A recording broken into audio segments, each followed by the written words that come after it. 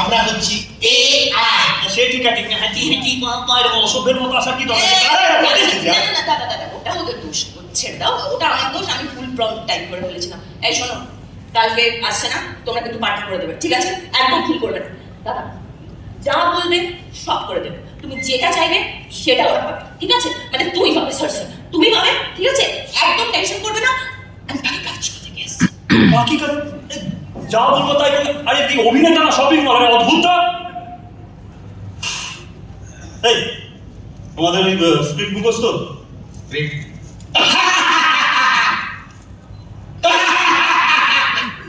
ওসব স্ক্রিপ্টেড কিচ্ছু লাগবে না, আপনি শুধু রাস্তাটা দেখিয়ে দেবেন, আমরা সোজা বাড়ি খুঁজে নেবো। তারপরে বাড়ি একদম রান্নাঘরে গিয়ে মাংস ভাত খেয়ে মুখ ধুয়ে তারপর মোড় মুখের মধ্যে দিয়ে ঘুমিয়ে রেডি হয়ে বসে থাকবো। স্যার এআই মানে হলো সেই ছাত্র যে প্রশ্ন পারো বা না পারো হাত ঠিক তুলবে। ঠিক আছে, ধরো একটা ইমোশনাল সিন, কেঁদে দেখো।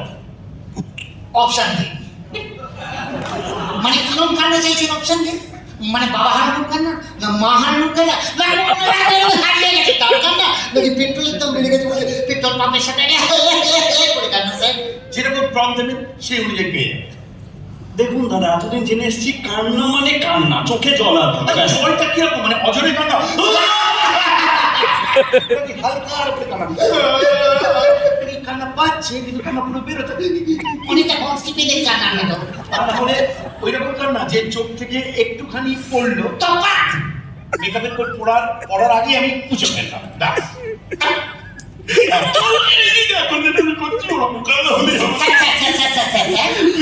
আসলে কি জানেন তো, এআই হলো মানে ইমোশনালের একেবারে অরিজিনাল কপি, মানে অরিজিনালের কাছাকাছি কিন্তু অরিজিনাল নয়। হ্যাঁ, মানে আমি যদি অরিজিনাল পেতে চান, মানে ন্যাচারাল কান্না আমি যদি পেতে চান, তাহলে তো 12টা ভার্সন আছে, আপনাকে আমরা দেখিয়ে দিচ্ছি, তো আপনি তুলে নিয়ে নেবেন। আর পাচ্ছি না। এক্সকিউজ মি দাদা, আর পারছি না। ওকে কি নাম দেবো? মনে পড়েছে, বরুণ ধাওয়ান। হ্যাঁ, ও বরুণ ধাওয়ানের সঙ্গে জিম করতে। ও বরুণ ধাওয়ানের সঙ্গে জিম করতো? ও তার আমি অঙ্কুশ। হ্যালো হ্যালো হ্যাঁ, আচ্ছা আমি বলছি, স্পেসিফাই করুন, মানে কি রকম অভিনয় চাইছেন? মানে কমেডি নাকি মানে action? এটা কি রে, এটা কি? এটা হরর। ও সেটি রে, আচ্ছা বুঝতে পেরেছি। আচ্ছা আর অন্যটা? তুমি এখান থেকে বেরিয়ে যাও, তোমার মুখ দেখতে চাই না। বাংলা সিরিয়াল কোনটা শুনছেন? দেখুন, মানুষের মতো ভার্সন হলেই হবে। আর একটা কথা বলে দিচ্ছি, আমার কিন্তু বেশি বাজেট নেই, মেকআপ আর মেকআপ ভ্যান কিছু পাবেন না। ফ্যানটা আমাদের লাগে না, ওই জায়গায় আপনি ওয়াইফাই দিয়ে দেবেন, মেকআপ আমাদের দরকার নেই, সেই জায়গায় আপনি সফটওয়্যার দিয়ে দেবেন, আমরা দেখবেন গড়গড় গড়গড় করে দৌড়াচ্ছি। আচ্ছা ঠিক আছে, বলুন তো আপনাদের আর কি কি ট্যালেন্ট আছে?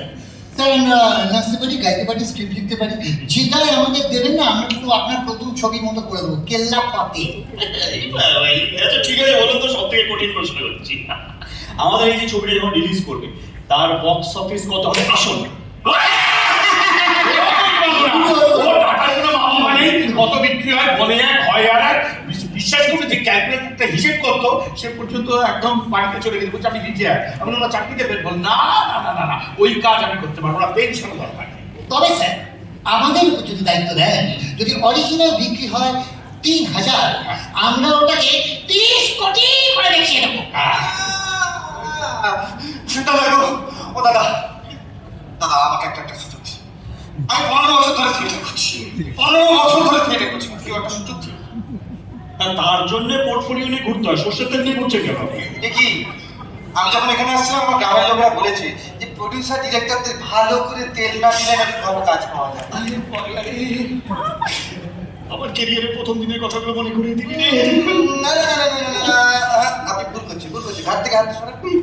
আমি আপনার মতো নই, আমার যথেষ্ট ট্যালেন্ট আছে, তাছাড়া আমি হচ্ছি নেপো কিড।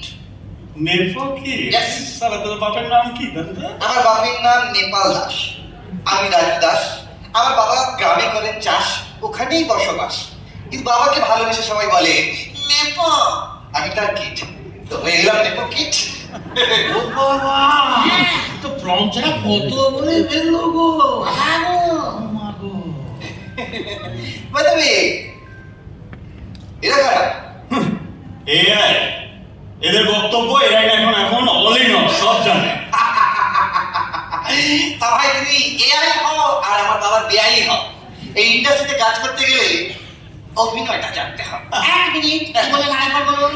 এই ইন্ডাস্ট্রিতে কাজ করতে গেলে শুধু তেল দিয়ে হবে না, অভিনয়টাও জানতে হবে। এটাই যদি সত্যি হয় তাহলে এই এখানে কি করছে? ভাবলে তোমার সোজা করে দেবো, কথায় কথায় সত্যি কথা বলে ফেলা। সব হ্যান্ড হয়ে গেলে কি হবে? সরি, প্রম্পটের বাইরে করে ফেলছি।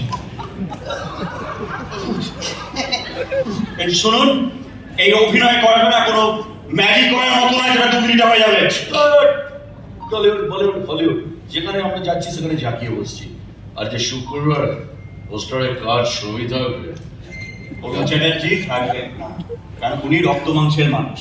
উনি বা আমরা যখন অভিনয় করি আমরা অন্তর থেকে করি, আমাদের কোনো প্রম্পট লাগে না। যখন আমরা কোনো ইমোশনালি, সেটা ভেতর থেকে আসে। অভিনয় করতে গেলে প্রথমে অনুভূতি জানতে হবে, ক্যারেক্টারটা বুঝে তার মধ্যে ঢুকে যেতে হবে।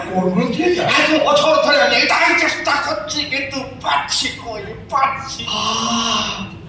এই বিপদার কি তোর হবে, কি হবে?